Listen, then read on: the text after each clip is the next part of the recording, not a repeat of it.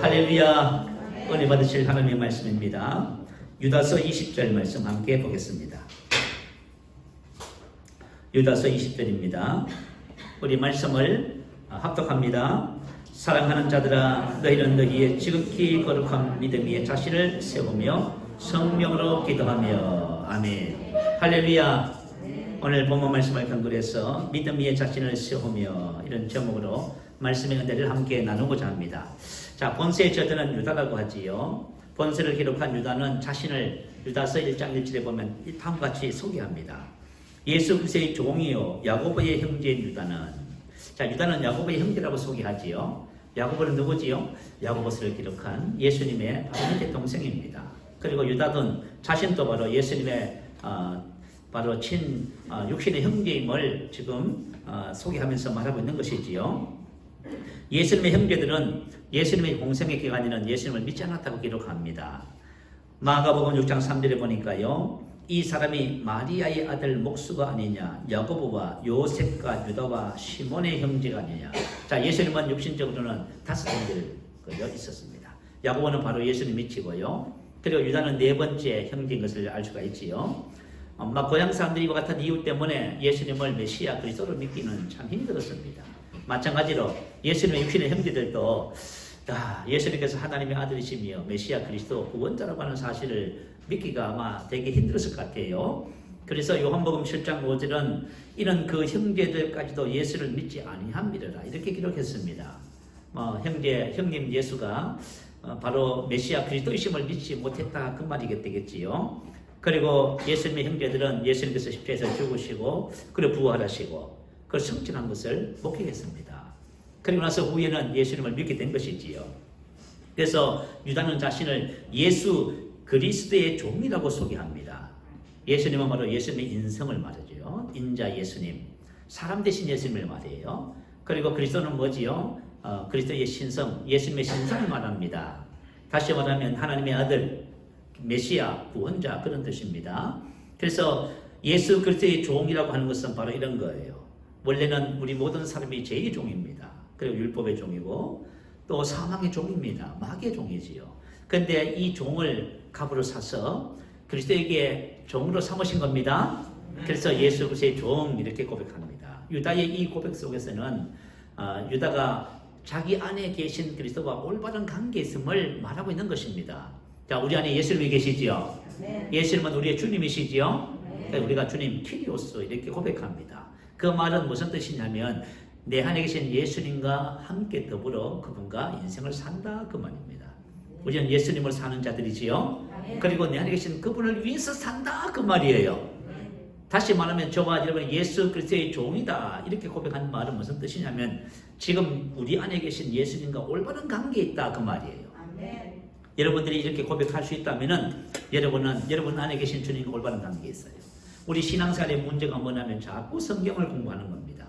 그래서 공부를 또 하고 그러면 저와 여러분이 무엇을 놓쳐요? 우리 안에 계신 그리스도와의 하나됨의 삶을 놓쳐버리는 거예요. 그러나 신앙생활은 내 안에 계신 그리스도와 나를 접목시키는 거예요. 이게 바로 바른 신앙입니다. 여러분이 여러분 안에 계신 그리스도와 여러분이 하나 되어서 산다면 여러분은 삶에서 열매를 맺을 것이고 여러분은 일평생 주님을 떠나지 않습니다. 그리고 그리스도를 여러분이 세상 가운데 나타내는 것에 여러분 탁월해집니다. 근데 만약에 종교생활을 해버리고 신앙생활 성경 공부를 해버리면요, 하나님이 주신 사업을 못 사는 거예요, 여러분. 그래서 여러분이 하고 싶지만 실제로 못 하는 거예요. 사랑하고 싶지만 사랑이 안 되고, 감사하고 싶지만 감사도 안 되고, 정말 내 안에 계신 생명을 나타내고 싶지만 나타낼 수 없는 거예요. 그래서 예수 그리스도의 종이라 자신을 고백했다는 것은 놀라운 겁니다. 오늘 저와 여러분도 말씀을 함께 들으면서 이와 같은 고백이 자연스럽게 저와 여러분 입에서 나오게 될 줄로 믿습니다. 자, 우리는 본문은 사도 유다의 두 가지 겉면이 있어요. 오늘은 첫 번째 겉면만 함께 살펴보겠습니다. 자, 첫 번째 겉면은 지극히 거룩한 믿음 위에 자신을 건축하며입니다. 자, 지극히 거룩한 믿음이라는 것이 뭘까요? 이 본서 3절에 보면 그 의미를 기록했어요. 본서 3절에 보면 한글 킹 성경은 이렇게 번역했습니다. 성도들에게 단번에 전해주신 믿음을 위하여. 단번에 전해주신 믿음을 위하여. 그게 무슨 말일까요? 바로 복음을 말하지요. 그래서 자, 거룩한 믿음 위에 우리를 세운다는 말은 바로 복음의 진리 위에 우리를 세운다, 그 말입니다. 자, 저와 여러분이 어디에 세워야 돼요? 복음의 진리 위에 세워야 됩니다. 이 믿음 위에 바로 세워야 되는 겁니다.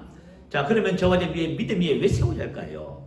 오늘 이것을 세 가지를 통해서 살펴볼게요. 첫 번째는 믿음 위에 자신을 세울 때 믿음으로 살아갈 수 있습니다.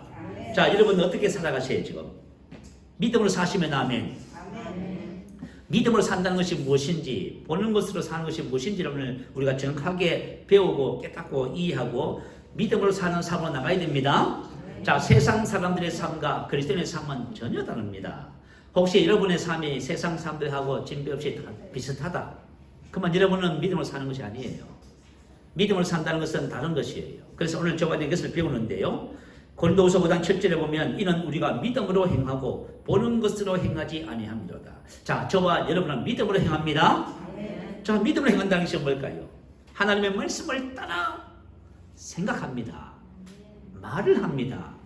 행동을 합니다. 자, 여러분이 무슨 문제와 일이 생겼습니다. 그러면 내가 하나님의 말씀을 따라서 그 문제를 생각하고 말하고 행동한다면 여러분은 믿음으로 살고 있어요. 그렇게 하고 있지 않다면 여러분은 믿음으로 사는 것이 아니에요. 그래서 믿음으로 행하고 행한다는 것은 페리파테오로 했죠. 자, 무엇이 인간의 존재와 행위를 지배하느냐에 따라 생활 방식과 형태가 달라진다는 의미의 단어입니다. 자, 저와 여러분의 믿음 위에 자신을 세우면 믿음이 나를 지배하는 거예요. 근데 믿음 위에 나를 세우지 않으면 우리가 믿음으로 살 길이 없어요. 여러분 한번 생각해 봐요. 내가 믿음으로 살아야 되는데 내가 자신을 복음으로 나를 세우지 않았다. 그럼 어떻게 살 거예요? 불가능해요. 그래서 믿음으로 사는 사람은 반드시 믿음 위에, 말씀 위에 자신을 세우기만 합니다. 자, 믿음으로 행하는 것과 보는 것을 행하는 삶의 차이를 여러분들이 오늘 분명히 배우셔야 돼요. 하나님께서 저와 여러분에게 주신 삶은 믿음으로 행하는 삶입니다. 왜 하나님께서 저와 여러분에게 믿음으로 행하는 삶을 주셨을까요? 되게 궁금하지요. 여러분, 우리가 믿음으로 살면은 놀랍습니다. 믿음으로 살면 믿음의 역사가 나타나는 거예요. 보는 것을 살면요, 환경과 상황과 정상의 지배를 받게 돼 있어요. 자, 우리 한번 살펴볼까요? 자, 우리 베드로 사도를 통해서 한번 경험해서 찾아보겠습니다. 마가복음 14장 22절 한번 쭉 찾아보세요. 자, 신약성경 마태복음 14장 22절입니다. 자, 22절 이하의 말씀은 오병이어 기적의 이후의 사건을 말이에요. 예수님은 산에 따로 기도하러 가셨고 제자들을 바다를 건너 보냈습니다. 그러니까 제자들은 가면서 풍랑을 만나서 막 고난을 당하고 있습니다. 그런데 막 해가 뜰쭉 되어서 예수님께서 그 풍랑 이는 바다 위를 걸어서 오시는 거 있지요. 그래서 제자들이 뭐라 했어요? 유령이다 했잖아요. 그때 주님이 내니 안심하라, 나는 나다. 자, 이렇게 말씀을 하시자 베드로가 뭐라 그래요? 자, 베드로가 이렇게 말합니다. 28절 한번 볼까요? 베드로가 대답하여 이르되 주여, 만일 주님이시거든 나를 명하사 물 위로 오라 하소서 하니. 아멘. 자, 여러분, 만일 주님이시거든 나를 명하사 물 위로 오라 하소서 하니. 자, 믿음의 삶이라는 것이 뭘까요? 여러분, 믿음의 삶은 말씀을 가지고 도전하는 거예요. 내가 많이 아파요. 아파합니다. 지금 죽을 병에 걸렸어요. 믿음의 삶은 뭐예요? 말씀을 가지고 자신을 믿음 위에 세워서 그 질병을 극복하는 거예요. 그래서 여러분, 믿음의 삶에 대한 도전을 지금 베드로가 하는 거예요. 여러분, 혹시 믿음의 삶을 도전해보지 않으신 분 있어요? 그러면 여러분, 믿음의 삶이 뭔지는 몰라요. 우리가 수없이 말씀은 많이 듣긴 듣는데 한 번도 상황에 대처하는 자신의 방법이 말씀을 가지고 한번 믿음의 선한 삶을 싸워본 적이 없다. 그러면 여러분은 믿음의 삶이 뭔지 모르고 있어요 지금. 자, 믿음의 삶은 하나님의 말씀을 도전하는 거예요. 그래서 믿음의 삶은 주님의 말씀을 가지고, 말씀이 없으시는 믿음의 삶이 아니에요. 나는 말씀을 모르는데 여러분, 그 믿음의 삶을 보고 사는 거예요. 믿음의 삶은 주님의 말씀을 가지고 그 말씀에 따라서 생각하고 또 뭐 해요? 말하고 또 그 다음엔요. 그래요. 하나님의 말씀을 가지고 생각하고 말하고 행동하는 것이 믿음의 삶입니다. 자, 오라 하소서. 자, 오라 하소서. 이렇게 말합니다. 베드로는 한번 주님의 말씀을 경험한 적이 있지요. 누가복음 5장에 보면 여러분, 베드로가 밤이 맞도록 수고했지만 고기를 잡지 못했습니다. 그 물을 씻고 있는 중에 주님이 오셔서 말씀을 전하고 그 배에 오르셔서 주님께서 베드로에게 뭐라 하셨어요? 깊은 데로 가서 그 물 내려 고기를 잡으라 했지요. 그러자 베드로가 뭐라고 고백합니까? 주님, 밤이 맞도록 우리가 수고를 했지만 잡은 것이 없지만 말씀에 의지하여, 이게 바로 믿음을 해야 하는 거예요. 여러분이 만약에 말씀에 의지하여 살면 여러분 믿음을 사는 거예요. 말씀에 의지하여 어떻게 해요? 말씀에 의지하여 겁을 내리리이다. 믿음의 삶이에요. 여러분 만약에 환경과 상황에 절절 긍긍하고 말이죠. 그래서 믿음의 삶이 아니에요. 그랬더니 잡은 것이 심이 많아 어떻게 돼? 거물이 찢어져 가지요. 2배에 가득했다는 고백을 합니다. 이미 베드로는 주님의 말씀을 한번 경험한 적이 있습니다. 오라 하시니 29절. 자, 오라 하시니 베드로가 배에서 내려 물 위로 걸어서 예수께로 가되. 자, 주님 입에서 나오는 모든 말씀은 믿음의 말씀입니다. 자, 여러분 오늘 기록된 주님의 말씀은 전부 다 믿음의 말씀이에요. 이 말씀 위에 세운다면 저와 여러분 어떤 일이 벌어지는지 오늘 베드로를 통해서 한번 살펴보십시다. 자, 조금 전까지만 해도 베드로는 바람 때문에 물결이 거세지고 작은 배는 풍랑에 요동없이 요동쳤습니다. 그런데 베드로와 제자들은 고난을 당할 수밖에 없었지요. 그런데 지금 베드로가 지금 어떻게 해요? 오라는 말씀에 의지하여 담대히 그 바다 물 위에 발을 내딛습니다. 그리고 나서 어떻게 해요? 그 바다 풍랑을 그냥 정복하고 말지요. 자, 이건 봐요. 믿음으로 살면 어떤 일이 벌어져요? 자연적인 법칙을 정복해요. 그래서 하나님께서 우리에게 왕이라 하지요. 여러분 이 땅의 왕이란 것이 뭐예요? 여러분 자연의 영역을 다스리는 사람들을 말하는 거예요. 우리가 무슨 대한민국의 대통령이 돼서 왕이 됐다는 말이 아닙니다. 이것은 뭐냐면 이 땅의 자연적인 영역을 초월해서 이것을 다스릴 줄 아는 사람을 말해요. 그래서 왕이라고 하는 거예요, 여러분. 그래서 왕의 삶이라고 하는 것이 있는 거예요. 조금 전까지만 해도 그죠? 배 위에 물결 쳐들어온 물을 푸내기에서 고군분투 했고요. 그리고 풍랑이는 여동치는 배 위에서 그것을 붙잡고 떨어지지 않으려고 애를 썼지만 이제는 어떻게 됐어요? 오라고 하는 말씀을 가지고 믿음을 도전하니까요. 담대히 그 바다 물결을 발로 밟아서 정복하고 마는 것입니다. 할렐루야. 이것이 바로 믿음으로 행할 때 나타나는 역사입니다. 그래서 믿음의 역사라고 하지요. 예수님께서 지금 우리들에게 보여주시는 모든 삶이 뭐예요? 믿음의 삶이에요. 믿음의 역사예요. 야, 그래서 저와 여러분 제자들이 예수님의 삶의 모습을 보면서 33절은 말하지요. 배에 있는 사람들이 예수께 제담에 이르되 진실로 하나님의 아들이로소이다. 자, 저와 여러분도 믿음의 삶을 살면 모든 사람들이 다 놀랍니다. 어떻게 그렇게 살 수 있어요? 하고 놀라는 거예요. 어떻게 그 풍랑 속에서 당신은 그 풍랑을 지배하고 발로 밟고 정복합니까? 놀라는 것입니다. 여러분 우리가 믿음의 삶을 왜 주셨을까요? 왕의 삶을 살라고 주신 겁니다. 할렐루야. 그래서 저와 여러분 믿음을 살 때 놀라운 역사가 우리 삶에 나타나는 겁니다. 히브리서 11장 33절을 보세요. 그들은 믿음으로 나라들을 이기기도 하고 의를 행하기도 하며 연약한 가운데 강하게 되기도 하며 전쟁에 용병하게 되어 이방 사람들의 진을 물리치기도 하며. 자, 구약 성경에 나타난 믿음의 사람들의 모든 역사가 무엇으로 그렇게 되었다? 믿음으로. 할렐루야. 여러분 성경에 기록된 모든 초자연적인 역사는 전부 믿음의 역사예요. 청소년 다윗이 어릴 때부터 용사인 골리앗을 향해서 물맷돌을 5을 가지고 그 전진해 갑니다. 그리고 그를 넘어뜨리고 이스라엘에게 전쟁에서 대승리를 가져오지요. 그 비결이 뭐라고요? 믿음으로. 그건 불가능한 일입니다. 그러나 믿음의 역사는요, 초자연적인 역사는 자연적인 영역을 정복해요. 자, 아브라함은 100세가 되었고 사라는 90세가 되었답니다. 사라는 경수가 끊어진 지가 오래됐습니다. 그럼에도 불구하고 이삭을 낳게 되지요. 무엇으로요? 믿음으로잖아요. 근데 여러분들이 만약에 믿음의 역사를 가소평가해버리면 여러분 믿음을 어떻게 살 거예요? 그래서 여러분 우리 자신을 복음 위에 말씀에 믿음 위에 우리 자신을 세우면 우리도 믿음을 행하게 되는 것입니다. 그래서 구약 성경에 기록된 모든 초자연적인 역사는 믿음의 역사입니다. 우리가 배워야 할 삶이에요. 저와 여러분이 만약 믿음을 살잖아요. 그럼 여러분은 하나님의 영광을 봅니다. 그럼 여러분 믿음을 살면 무엇을 남겨요? 간증을 남깁니다. 여러분이 믿음을 살면요, 영혼을 구원합니다. 할렐루야.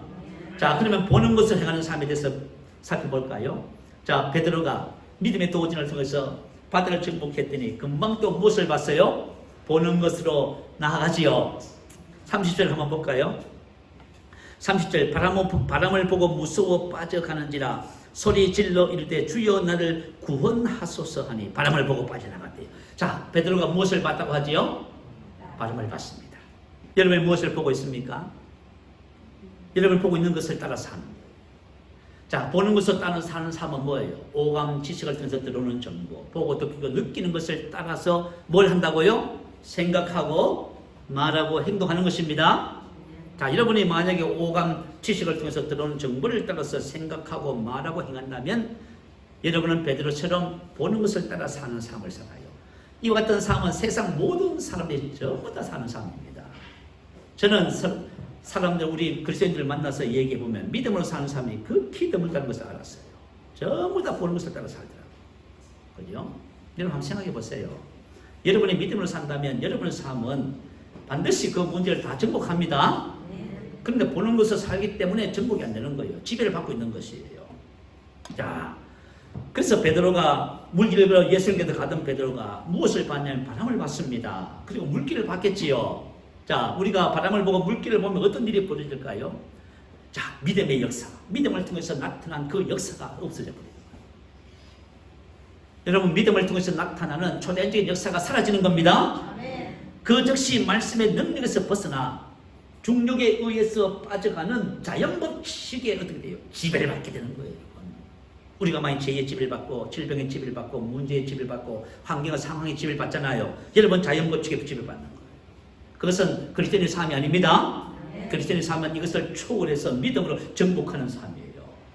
하나님께서 우리에게 왜 믿음을 살라고 그래요? 너는 하나님의 초자연적인 위에서부터 났다는 것입니다. 그래서 너는 믿음을 살아야 저와 지금 이 땅에서 왕입니다. 이 땅의 왕은 이 땅의 권세를 가지고 사람을 부리고 하는 것이 아니에요. 이 땅의 왕은 나의 삶을, 우리의 삶을 다스리는 자입니다. 베드로가 믿음의 빛을 잃었을 때 즉시 말씀의 능력에서 벗어납니다. 그리고 그는 자연법칙의 지배를 받으므로 물에 빠지는 것이 당연합니다. 저와 여러분의 죄와 죄책감에 고생을 하는 것, 율법과 율법의 저주에서 벗어나지 못하는 것, 고생과 고통과 슬픔과 괴로움 속에서, 그죠? 이런 갈등하는 모든 것이 어디서 있습니까? 원인이. 그 원인을 성경은 불신앙이라고 말합니다. 이 모든 현상들의 원인은 불신앙입니다. 반면에 믿음은 우리에게 뭘 줄까요? 자유와 안식과 평안을 줍니다. 승리와 번영을 줍니다. 그리고 저와 여러분 장래에 소망을 주는 것입니다. 할렐루야. 그래서 하나님께서 저와 여러분의 믿음의 삶을 주시고 믿음으로 살라고 말씀하는 겁니다. 자, 31절 한번 볼까요? 예수께서 즉시 손을 내밀어 그를 붙잡으시며 이르시되 믿음이 작은 자여 왜 의심하였느냐라고 말씀하십니다. 자, 베드로가 두려움과 공포 속에서 물에 빠져가는 것을 원인에 대해서 예수님께서 뭐라고 말씀하셔요? 믿음이 작은 자여 왜 의심하였나라는 말씀이죠. 그리고 소리를 지르며 구원해달라고 소리치는 이유가 뭘까요? 고군분투하는 이유가 뭡니까? 그것은 오라고 하는 말씀에 믿음을 잃어버렸습니다. 저와 여러분이 착각해서는 안 돼요. 내가 지금 문제 때문에 지금 부르짖고 하는 것이 이것이 바른 신앙이라고 여러분 접근하시면 안 돼요. 저와 여러분이 하나님의 말씀에 따라서 우리는 그것을 다스려야만 합니다. 오늘 그리스도인들이 여전히 고군분투하고 문제 속에서 갈등하며 고난당하고 있다면 주님은 뭐라고 말씀하실 것 같아요? 믿음이 작은 자여 왜 의심하였느냐 이렇게 말씀하십니다. 자, 저와 여러분이 믿음을 행하기를 원하시면 아멘 하시기 바랍니다. 그럼 반드시 여러분 뭘 해야 돼요? 믿음의 여러분을 세우셔야 됩니다. 할렐루야. 산을 바다로 옮기는 삶이 바로 믿음의 삶입니다. 마가복음 11장 22절 23절 자 올려주세요. 우리 같이 한번 읽어보십시다. 자, 시작.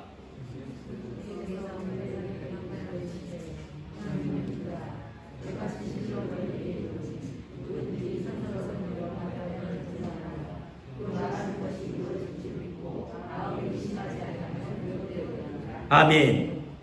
누구든지 이 산들을 들려 바다에 던져지라 하며 그 말하는 것이 명령하는 것이 이루어질 줄 믿고 마음에 의심치 아니하면 그대로 되리라. 그대로 이루어질 것이다. 할렐루야.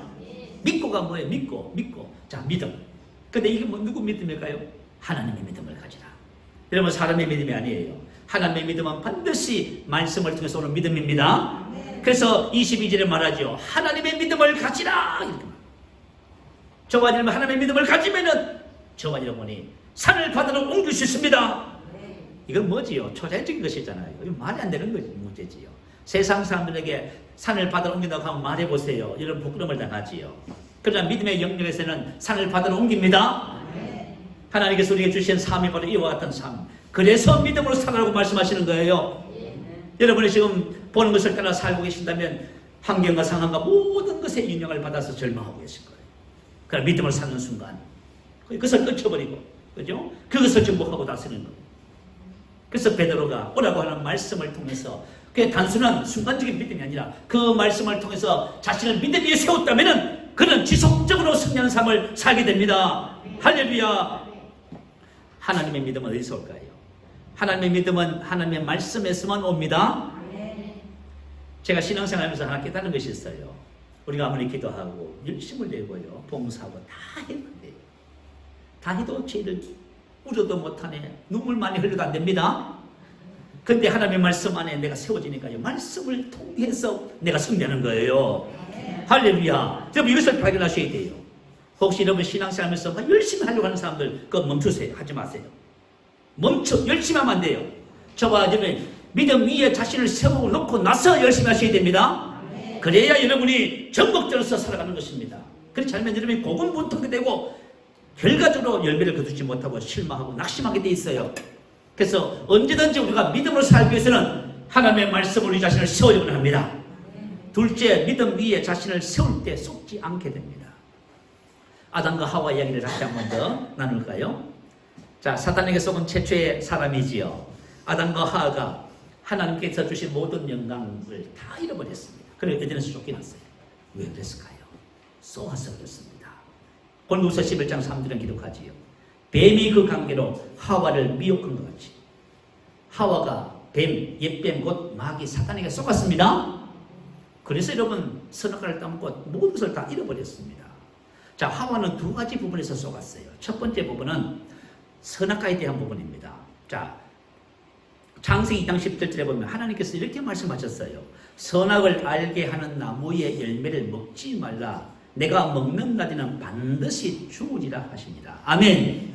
자, 그럼 말씀 위에 세운다, 믿음 위에 세운다는 말은 무슨 말일까요? 이 말씀 위에 세우는 거예요. 아, 선악과를 따먹으면 어떻게 된다고요? 반드시 죽는구나. 그게 여러분 말씀 위에 세운 거예요. 그런데 하와가 뭐라고 말을 합니까? 동상 중앙에 있는 나무의 열매는 하나님의 말씀에 너희는 먹지도 말고 만지지도 말라. 너희가 죽을까 하노라 하셨느니라. 하나님이 언제 이렇게 말했어요? 하나님이 여러분 질병에 대해서 채찍에 맞으면 남을 입었다고 하지요. 언제 다른 말 하신 적이 있어요? 없어요? 없잖아요. 근데 왜 다른 말 자꾸 하세요? 전부 다 하나님의 말씀에 자신을 세우지 않으니까 전부 다 다른 말 하는 거죠. 엉뚱한 말을 하고 자기 생각을 말하고 의사 말을 하고 세상 사람들의 말을 자꾸 하는 거예요.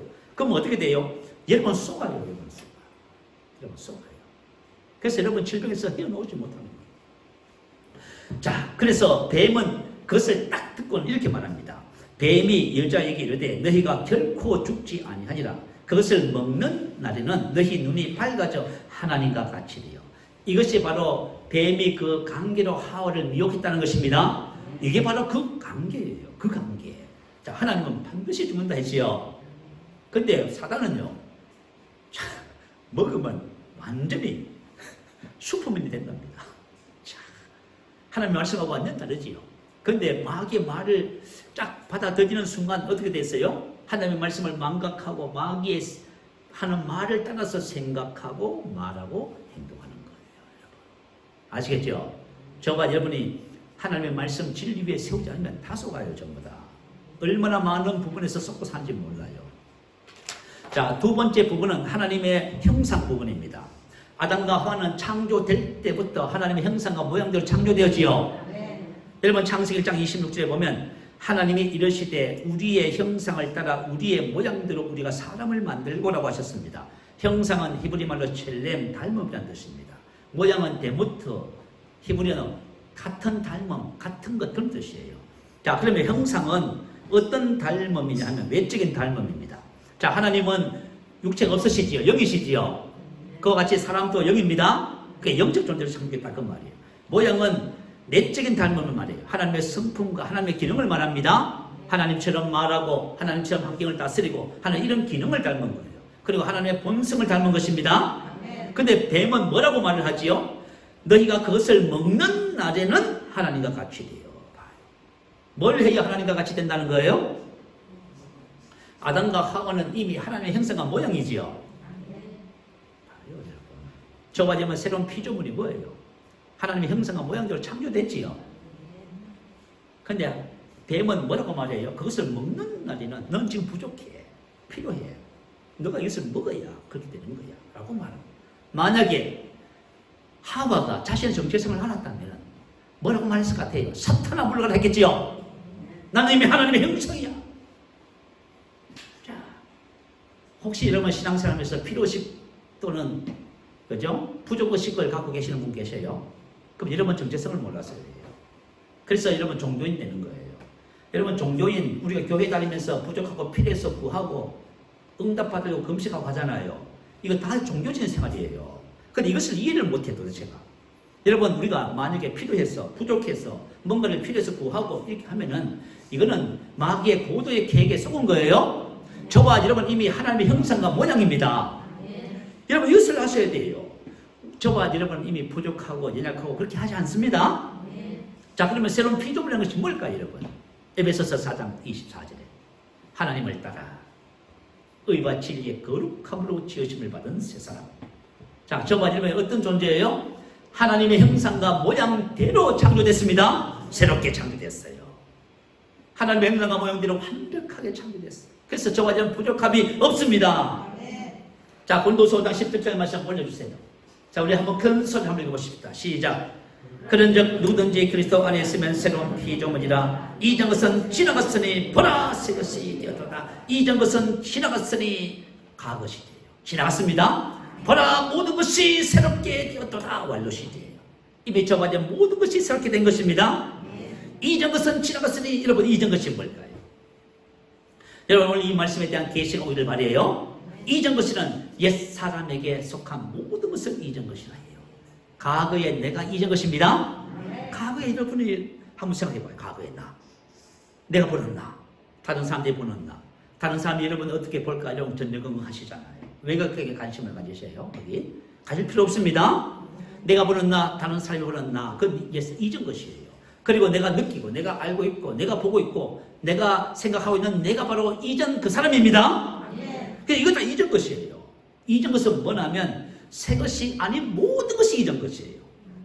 그리스도 예수 안에 있는 그 사람만이 진짜 납니다.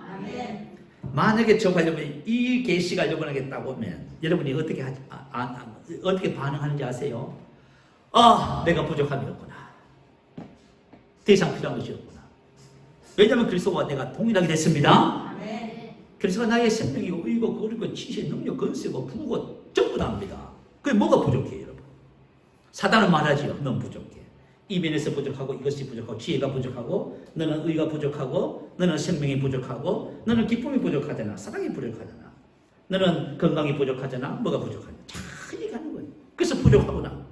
그래서 뭘 하는 거예요? 선악을 따먹어야지. 뭐 이렇게 멀쩡을 하고 이렇게 가는 거예요. 자, 그래서 저와 여러분이 그리스도 예수 안에 있는 새로운 피조물인 나의 정체성을 올바르게 깨닫기만 하면은 모든 것에서부터 해방됩니다. 자, 예수께서 십자가에서 죽으셨지요. 자, 예수께서 십자가에 죽으신 목적이 두 가지 있습니다. 자, 첫 번째는 속량을 위해서. 속량인 것은 값을 지불하셨다, 값을 주고 샀다, 해방시켰다 그 뜻입니다. 자, 속량은 값을 지불하는 거예요. 무슨 값을 지불했지요? 나의 모든 과거, 현재, 미래의 값을 지불했지요. 아, 여러분 값을 다 지불. 자, 저와 여러분의 모든 율법의 저주를 다 지불했지요. 저와 여러분 가난과 질병을 지불했지요. 그러면요, 율법의 저주와 죄와 가난과 질병은 끝났네요. 저와 여러분 그것을 절대 받아들이고 인정하지 마세요. 값을 다 지불하고 정말 청산해버렸어요. 여러분이 만약에 자 이것을 여러분이 샀어요. 100만 원 주고 여러분 샀습니다. 그러면 여러분 이거 누구 것이에요? 여러분 것이지요. 값을 지불한 이상 여러분의 소유고 여러분의 것입니다. 그래서 저와 여러분이 예수님의 십자가의 죽음을 통해서 과거의 모든 것들이 전부 다 속량됐습니다. 두 번째는 옛것을 청산하기 위해서 십자가를 주셨어요. 자, 로마서 6장 6절 말씀 올려주실까요? 우리 한번 큰 소리 한번 읽어봅니다. 시작. 우리가 알거니와 우리의 옛사람이 예수와 함께 십자가에 못 박힌 것은 죄의 몸이 미라여 다시는 우리가 죄에게 종로로 타지 아니하냐. 자, 우리가 알거니와 우리의 옛사람이 예수와 함께 십자가에 못 박힌 것은, 이 말은 바로 이전 것은 지나갔다 그 말입니다. 여러분, 지나갔다는 것이 무슨 뜻이에요? 그죠? 지나갔다, 사라졌다, 없어졌다, 죽어서 제거됐다 그 말이에요. 옛사람은 옛사람, 옛것에 속한 모든 것은 전부 다 지나갔습니다. 어떻게 해요? 우리가 예수와 함께, 옛사람이 예수와 함께 십자가에 못 박혀서 지나갔습니다. 자, 그래서 지나간 결과가 뭐예요? 제2의 몸이 멸하여 과거 시대 수동태예요. 제2의 몸이 멸하여졌습니다. 자, 멸해졌다는 것은 뭐냐면 폐지하다, 무효로 하다, 못쓰게 만들다. 다시 말하면 과거에는 죄가 나를 지배했어요. 그 제2의 몸은 제2의 지배받는 몸이에요. 사망의 몸은요, 사망, 저주, 슬픔, 질병, 고통, 가난, 괴로움이 날 지배하는 몸이에요. 그런데 저와 여러분 예수와 함께 십자가에 못 박혀 죽음으로 말미암아 제2의 몸이 멸하여졌습니다. 여러분, 사망과 죄가 끝나버렸어요. 여러분, 죄와 사망이 여러분 몸을 주장하지 못해요. 할렐루야. 무엇을 통해서? 예수님의 십자가를 통해서. 여러분 한번 묵상해 보세요. 이게 만약에 여러분 깨달아졌다, 여러분은 죄와 사망을 향해서 선포해요. 죄와 사망은 나의 삶에서 떠나가라. 할렐루야. 우리가 알거니와 왜 죄와 사망의 문제 때문에 고민하고 괴로워하고 계세요? 우리가 알거니와 이걸 몰라서. 그 복음은 저와 여러분의 정확한 말씀에 나를 자신을 세우기만 하면 저와 여러분이 담대해지고 그 모든 것에서부터 자유케 되는 것입니다. 여러분이 이전 것에 대해서 고민하고 갈등하는 모든 이유는 바로 뭐예요? 말씀이 여러분을 세우지 않아서 그래요. 어떻게 보면 참 우리 신앙생활이, 그죠? 어떻게 보면 참 영광스러운 삶이기도 하고요. 또 어떻게 보면 대단히 알쏭달쏭한 삶이기도 해요. 그죠? 왜냐하면 하나님의 말씀이 기록된 대로 말씀 위에 세워서 그것이 계시로 된 것이 믿어져야 되는데 그렇게 되지 않으니까 그런 거예요. 이전 것은 지나갔음에도 불구하고 여전히 옛것이 나의 삶에 영향을 끼치는 이유가 있어요. 그 뭐지요? 그것은 뭐냐면 이전에 살던 삶의 모든 상처, 트라우마, 원망, 불평, 고통, 갈등, 괴로움, 그것이 전부 다 우리 몸과 혼에 습득되어져 있지요.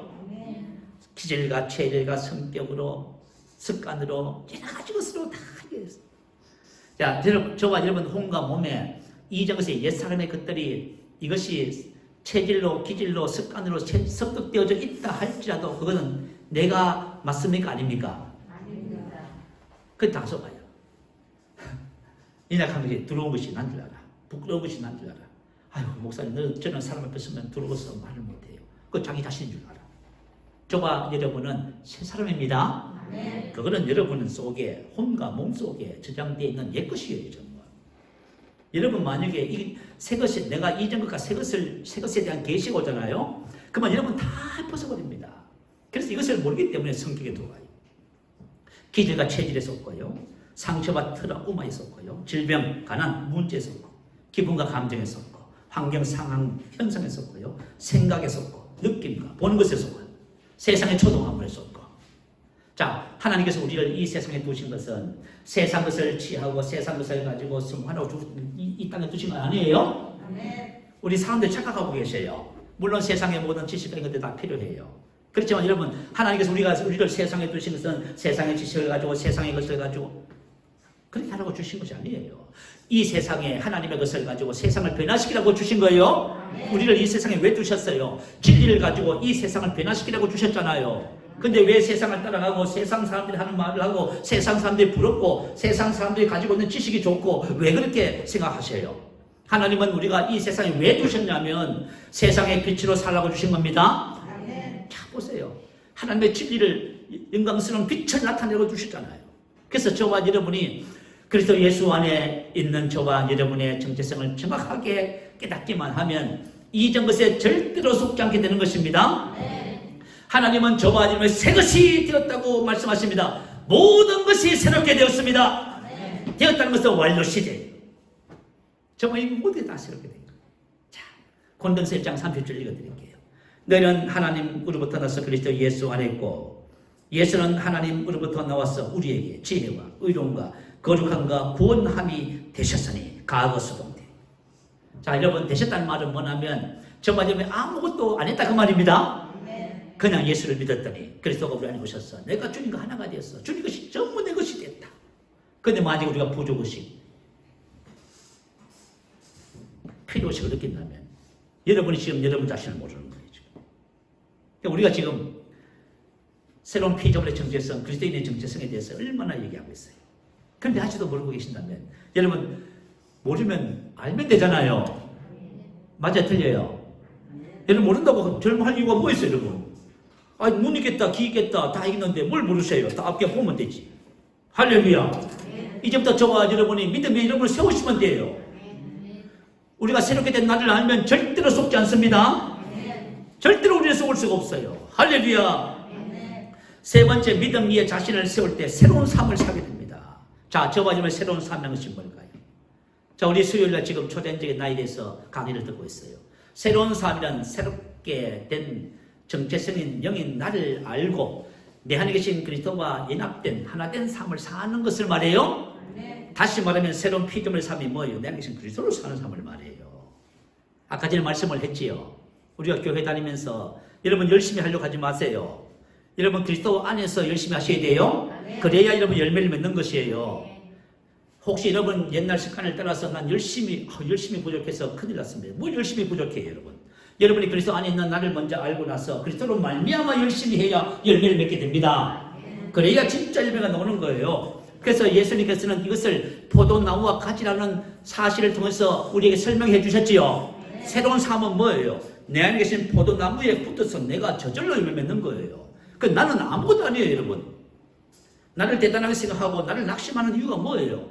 어떤 날은 대단하게 생각했다가 어떤 날은 나를 한없이 그냥 낙심해버려요. 왜 그렇습니까? 여러분 안에 계신 그리스도를 안 보는 거예요, 지금. 여러분 스스로를 생각하는 거예요. 여러분 스스로 혼자 외롭게, 여러분 고와 같이 버려졌다고 생각하는 거예요. 여러분은 고아가 아닙니다. 예수님이 그러셨지요. 그때 다시 내가 오면 너희를 고와 같이 버려두지 아니라 저와 여러분은 그리스도 예수 그분 안에 붙어진 가지입니다. 그래서 저와 결핍이라든가 부족함이 조금도 없는 사람들이에요. 이것을 발견하는 순간 여러분의 삶은 변하기 시작하는 거예요. 그 신앙의 본질이 뭘까요?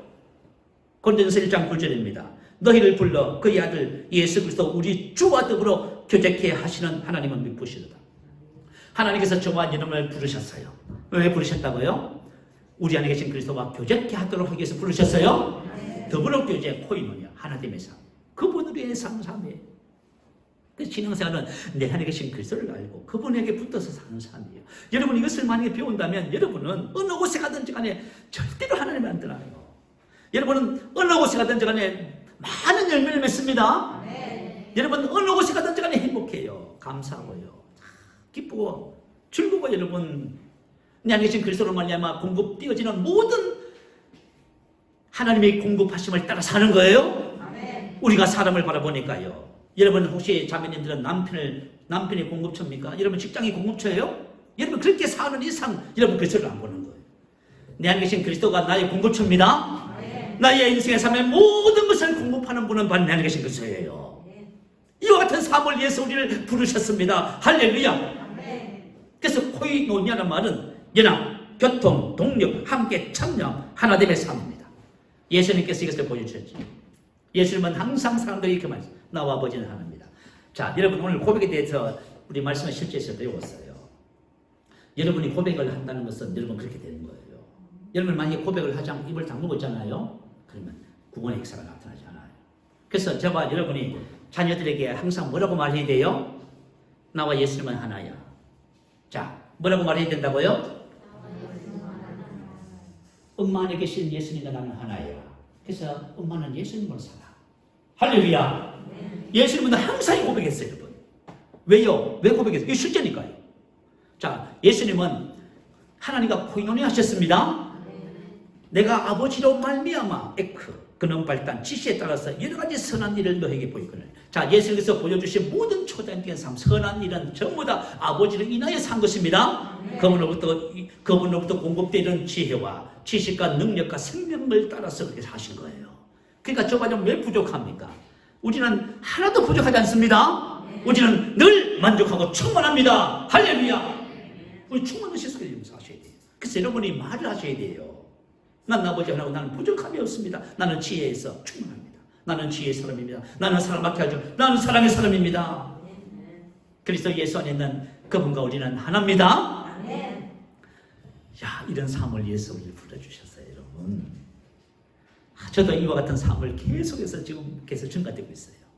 그죠? 자, 그러면 우리가 진짜 실질적으로 주님께서 하나님께서 나를 부르셔서 주신 새로운 삶, 내 안에 계신 주님을 근원으로 해서 그분으로 인하여 공급되는 모든 것을 사는 삶을 살기 위해서 내가 도대체 뭘 해야 되냐 그 말이에요. 에베소서 4장 13절 말씀 올려주세요. 자, 우리 한번 같이 말씀을 크게 한번 읽어봅니다. 자, 시작. 우리가 다 하나님의 아들을 믿는 것과 아는 일에 하나가 되어 온전한 사람을 이루어 그리스도의 장성한 분량에 충만한 데까지 이르리니. 이르리니는 카탄타오라고 하는 헬라어예요. 카탄타오는 무슨 뜻이냐면 목표가 정해졌다. 이미 하나님께서 저와 여러분을 부르실 때 목표를 정해놓으셨어요? 네. 여러분 신앙의 목표가 뭐예요? 자, 한번 더 말해봐요. 여러분 하나님 나를 부르셨는데 여러분 목표가 뭐냐고요? 신앙의 목표는 바로 이것을 이루는 거예요. 네. 목표가 정해졌어요. 카탄타 이르리니는 무슨 뜻이냐면 목표를 만난 것 뜻이에요. 목표를 만났을 적에 하나님께서 하나님의 말씀이 내 삶에서 이루어져 버리는 만 거예요. 어떻게 해요? 우리가 다 한 사람도 빠짐없이 우리는 생각하기를 특별한 사람이라 이렇게 하는 것이지 뭐 나 같은 삶이 예수님을 인하여 초자적인 삶을 살고 뭐 사랑의 삶을 살고 하겠습니까? No. 우리가 다입니다. 하나님은 우리를 부르실 때 똑같은 은혜를 전부 똑같이 주셨어. 우리가 다 하나님의 아들, 내 안에 계신 하나님의 아들이 하나님의 아들을 믿는 것과 아는 일이 하나가 돼요. 봐요, 여러분. 우리 안에 계신 그분을 아는 것, 믿는 것. 이것이 증가되면 증가될수록 어떤 일이 벌어져요? 온전한 사람을 이루어 그리스도 예수의 장성한 분량이 충만한 데까지 이릅니다. 우리 안에 계신 그리스도를 알면 알수록 그죠? 믿음이 증가되면 증가될수록 우리가 믿음이 우리 자신을 세우기 시작하면 뭐가 변해요? 우리 혼이 바뀌어요. 그래서 우리가 영광의 생명에 이른다 하지요. 여러분 혼이 바뀌는 거예요. 우리 혼이 어떻게 돼요? 그리스도의 형상 영광을 회복하는 거예요. 옛날에는 어땠어요? 육신을 따라서 온갖 상처와 트라우마와 슬픔과 고통과 괴로움이 온갖 몸에 가득 찼어요. 그래서 여러분 이건 내가 아닙니다. 이제는 이것을 내가 벗어버리고요. 내가 나의 정체성을 따라 내 안에 계신 그리스도를 알아가기 시작하면은 저와 여러분 혼 속에 있는 옛것은 다 하나씩 다 떨어져 나가요. 우리가 목욕탕 가면 때를 뺏기잖아요. 때를 뺏기면 우리가 따뜻한 물에 물을 담그고 나서 그죠? 타올로 가지고 어떻게 비늘을 가지고 빡빡 문지르면 때가 떨어져 나가죠. 때가 떨어져 나가면 그 다음부터 무슨 또 살이 또 올라와요? 새살이 올라오지요.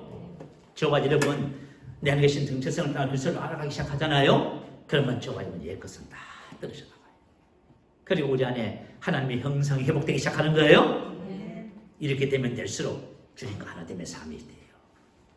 여러분 혹시 제 말에 의구심이 생기거든 해보세요. 해보시면 목사님 말이 맞네요. 목사님 말이 맞았습니다. 뭐 제 말이니까 하나님 말씀인데요. 정확하지요. 자, 저와 여러분 하나님께서 하신 말씀은 우리가 믿음의 삶을 살기 시작하면 따라가면 반드시 믿음의 역사가 나타납니다. 그럴 때 저와 여러분 열매 있는 삶을 살게 되고요. 자유와 안식과 평안을 누리게 돼요. 그리고 영혼이 잘된 같이 뭐가 잘되고 범사가 잘되고 강건한 복을 누리게 되는 것입니다. 야, 여러분 지극히 거룩한 믿음의 자신을 세운다는 것이 얼마나 큰 축복인지 모릅니다. 하나님께서 나에게 주신 새로운 삶을 살아가는 비결이 바로 여기 있습니다. 자, 그러면 지극히 거룩한 믿음 위에 우리 자신을 세우기 위해서 우리가 진짜 힘써야 할 것이 하나 있어요. 두 가지인데 오늘 한 가지만 말한다 했어요. 자, 우리 주중에 새로 등록하신 집사님 가정을 사업장을 신방을 했습니다. 그리고 우리 여기 다 계시네. 집사님 셀리더 집사님하고 같이 예배를 드리고 또 식사도 하고 차도 마시고 정말 아름다운 믿음의 교제 시간을 가졌습니다. 그때 이제 셀리더 집사님이 간증을 하셨어요. 간증을 하시면서 뭐라고 했냐면 저도 처음 듣는 거예요. 이 복음을 만나고 나서 그죠? 이 복음 안에서 정말 하나님의 자녀로 믿음을 살기 위해서 하나님께서 주신 은혜가 있대요. 그것은 바로 신명기 6장 6절에서 9절 말씀. 여러분 이게 바로 저와 여러분 거룩한 믿음 위에 자신을 세우는 비결입니다. 제가 신명기 6장 6절 9절 읽어드릴게요. 잘 들어봐요. 오늘 내가 내게 명하는 이 말씀을 너는 마음에 새기고 하나님께서 말씀을 어떻게 하라고 그래요? 여러분 마음에 믿음 위에 세우라 하지요. 여러분 하나님 딱 이렇게 말해요. 구약은 율법이고 신약은 그리스도의 말씀이에요. 자, 마음에 새기고 내 자녀에게 부지런히 가지. 자녀에게도 어떻게 해주라고요? 신앙을 전수하는 거예요. 똑같이 자 부지런히 가르친다는 것은 뭐냐면, 그죠? 날카로운 패드로 새겨준다 그 말이에요. 다시 말하면 자녀들도 똑같이 마음판에 믿음 위에 세워주라 그 말이에요. 집에 앉았을 때든지 길을 갈 때든지, 우리 길을 갈 차를 타고 갈 때라고 할 때, 누워 있을 때든지 일어날 때든지 이 말씀을 강론할 것이요. 자꾸 입으로 말하잖아요, 여러분. 여러분, 저와 여러분이 거룩한 믿음 위에 세우는 원리를 말해주고 계셔요. 자꾸 말을 딴 얘기 하지 마시고요. 우리 믿음의 교제를 한다는 말이 너무 중요해요. 우리 그리스도인들이 모이면 믿음의 교제를 해야 됩니다. 뭘 해야 돼요? 받은 은혜 말씀 깨달은 거 자꾸 말해야 돼요. 강론이 뭐예요? 내가 내 입으로 말하는 것을 말해요. 근데 제가 이 복음을 만나고 나서 내가 다른 사람에게 자꾸 말을 하잖아요. 그러면 누가 복을 받아요? 내가 완전히 말씀 위에 세워져 버려요. 놀라워요. 내가 입 다물고 다른 사람한테 말도 안 하고 있어. 그럼 이러면 안 되게 돼 있어요. 내가 뭐 잘 몰라도 옆에 사람에게 자꾸 이 좋은 소식을 자꾸 말을 해주는 거예요. 이 사람 만나면 말해주고 저 사람 만나면 말해주고 말을 자꾸 해주니까 어떻게 돼요?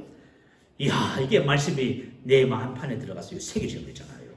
그래서 말씀의 진리에 세워지는 것이에요. 자, 그러면서 이렇게 말해요. 너는 또 그것을 내 손목에 매여 기호를 삼으며 미간에 붙여 불을 삼고. 여러분 바쁘다고 하지요. 하나님은 바쁜 거 알아요. 손목에. 이건 사명이란 말이에요. 삶에 자, 손목에 매여 기호를 삼으며 미간에 붙여 풀을 삼아.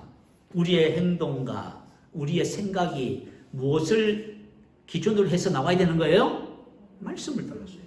여러분 봐요. 언제 여러분 앉아서 30분 고백했습니다. 그거 끝내라고 했어요, 성경이. 성경 그렇게 말한 적이 없어요. 여러분들이 무슨 일을 하면 하나님의 묵상하는 그 말씀을 가지고 생각하고 말하고 행동하는 것을 자꾸 삶에서 믿음의 훈련을 하셔야 돼요. 이렇게 하셔야 됩니다, 여러분. 잘 안 되더라도 자꾸 하다 보면 어떻게 돼요? 여러분, 자, 아이들이 구구단을 배우고 자전거를 배워요. 그거 단번에 됩니까? 어떻게 됩니까? 수없이 넘어지고 하다 보면 통달되지요. 하나님의 말씀도 마찬가지 그렇게 되는 거예요. 또 내 집 문설주와 바깥문에 기록하시라. 집 내 문설주와 바깥문. 집 안에 들어가는 곳에다가 말씀을 딱 적어놓고 바깥문에다가 딱 적어놓고 들어가면 나가면 계속 보라는 거예요. 그렇게 할 때 저와 여러분 말씀에 세워지는 거예요. 그것이 바로 그렇게 하는 원리예요. 그래서 로마서 10장 8절 10절도 똑같은 원리예요. 그렇게 하라는 거예요. 그렇게 하면 저와 여러분 믿음이 세워집니다. 여러분 좋은 습관을 가져보세요. 그죠? 눈을 딱 뜨는 순간 내가 하나님의 말씀을 유대인들처럼 말씀을 딱 펴놓고 아침 시간 저녁으로 하루에 3번 해요. 몸을 흔들어가면서 묵상하는 거예요. 이건 완전 습관이에요. 그죠? 습관을 따라서 하는 거예요. 고백하고 또 하고 계속 그죠? 의식하면서 생각하면서 그렇게 하면 저와 여러분 어떻게 되느냐 하면 하나님의 말씀이 세워져요. 그럼 여러분이 믿음을 살지 말라고 해도 믿음을 살아버려요. 믿음을 살면 여러분 어떤 일이 벌어져요? 여러분 지금 그 문제라고 생각하는 거 있잖아요. 전부 다 발로 밟아버려요. 할렐루야. 믿음으로 살면 그렇게 되는 거예요, 여러분. 그리고 저와 여러분 인생의 삶에서 지금 모든 불필요함 다 쏟는 거예요. 여러분 절대로 안 쏟습니다. 그리고 하나님께서 주신 거예요. 진짜 새로운 피조물의 삶, 하나님의 아들의 삶을 살아가게 되는 거예요. 여러분 한 주간 동안 여러분 좋은 습관을 가져서 일평생 이 말씀을 이렇게 대함으로 여러분 승리하시기를 축복합니다. 다음 주에는 유다의 두 번째 견문인 성령으로 기도하며 이 말씀 나눌 거예요. 방언 기도가 우리 삶에 주시는 3가지 축복을 함께 나눌 거예요. 자, 오늘은 성찬 예배를 드리는 날입니다. 자, 지금 기도하는 동안에 성찬을 전부 다 나눠주세요. 시간을 좀 절약하기 위해서 그렇게 합니다. 자, 우리의 말씀을 생각하면서 우리 함께 먼저 기도하고 성찬 예식을 가지도록 그렇게 하겠습니다. 할렐루야. 우리 한번 크게 부르시고 기도합니다. 할렐루야.